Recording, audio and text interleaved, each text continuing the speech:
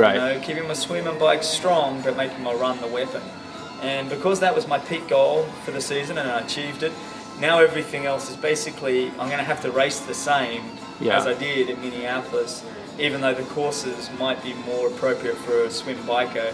You can't kind of change mid-season to become a swim biker. I have what I am at the moment. Right. So let me ask you a little bit about that, because as age groupers, you know, we kind of do our own little training plans. But obviously, you're a professional, and if you do set your races in advance, and let's say 10 months ago, were there specific things that you did with your running this year versus last year? Did you run longer, or did you just do a lot more quality workouts, or kind of how did you judge it? And I mean, do you have a coach, or you self-coach yourself, or? Yeah, no, I'm self-coached, and last year and for many years, you know, running's been my passion.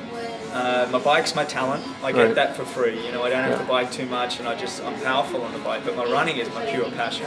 I love studying the great coaches of old, like Lydiard and Zatopek, and the great runners of old, even like Di Castella and the Australian marathoners.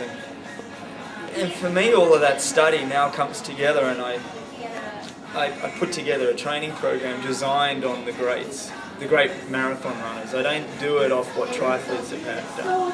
And I still don't think we're running very fast. You know, I think I'm capable of about a 29, 30, 10K, but that's still not fast running. I think the way I've been progressing, both my wife Laura and myself, sorry, hold on. Oh, go ahead, that's fine. Sorry. No. The way I've been coaching my wife and myself is very much based on a lot of what Lydiard did, and the great Kiwi runners, and a little bit of what Zatopek did, and then a little bit of what Di Castella did. So, you know, our long run, our 2-hour run during the week is the most important run of the week, and I try and run 20 miles in that 2 hours. And that means I'm running 3:45-minute Ks or 6-minute miles for 2 hours. I know if I can do that, no one's going to outrun me. And that actually puts me in good stead for a lot of running races, which I enjoy doing around the US as well. Okay. So in designing our training program, there's been parts of it in Australia where we're just doing bulk work for 16 weeks and we don't leave anywhere from home, no travel. For 16 weeks, it's head down. And then that sets us up for the rest of the season. Okay. Last year I couldn't do that as I had an injury in those first 16 weeks, and that made last season a little bit rocky.